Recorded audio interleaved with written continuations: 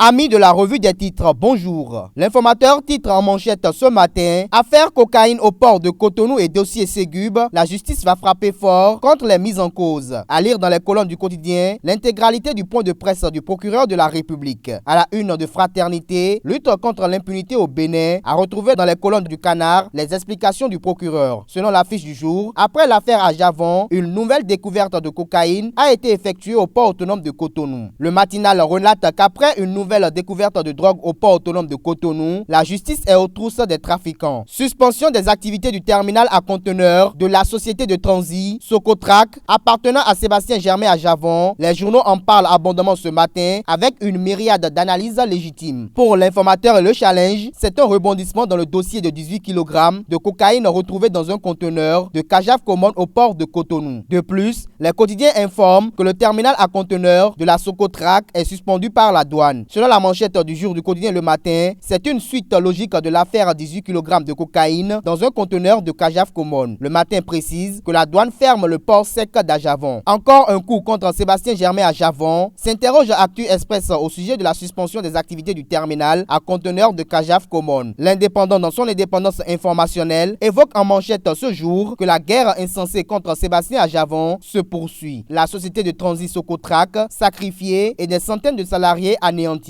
Le pays émergent constate comme ses confrères que le DG Douane retire son agrément à Socotrac et met des centaines de salariés au chômage. Qui doutera encore de la guerre de talons contre Ajavon, s'interroge le confrère de la matinée ce matin. Pour le journal, la suspension du terminal à conteneurs de la Socotrac par le DG Douane est une nouvelle preuve de la persécution orchestrée contre Sébastien Ajavon. Note voit déduit de cette suspension que la rupture est déterminée à écraser Sébastien Ajavon. Passage du ministre des Transports sur Golf TV hier, la tribune de la capitale rapporte les propos de Hervé Réhomen au sujet de la sécurisation des aéroports. Le ministre des Transports affirme qu'à la date d'aujourd'hui, le gouvernement n'a pas encore signé un contrat avec Morpho 10. À cet effet, le challenge trouve que le ministre Hervé Réhomen fait halte à l'intoxication et rétablit la vérité. Pour le défi d'une génération, le ministre Hervé Réhomen éclaire l'opinion au sujet des dossiers Ségub, Kios, Sécuriport et Morpho 10. Dossier Ségub et Morpho 10 a retrouvé dans les colonnes de la presse du jour et de Le Matin les clarifications du ministre des Transports. Concernant le dossier Morpho 10, a retrouvé dans les colonnes de la parution de Matin Libre les contradictions de Hervé Réhomen. Notre voix soutient Matin Libre et relève les allégations mensongères du ministre Hervé Réhomen. Car selon le confrère, le ministre des Transports s'explique sans convaincre, tout en évoquant dans les colonnes de sa parution du jour les preuves tangibles pour confondre Hervé Réhomen. Actu Express estime qu'un débat contradictoire s'impose. Augmentation de 32,44% du budget de la Cour suprême. Les députés donnent leur cutus à Ousmane Batokor, informe l'informateur ce matin. Cependant, la Nation rapporte que Ousmane Batokor est insatisfait du budget de la Cour suprême. Car le quotidien de service public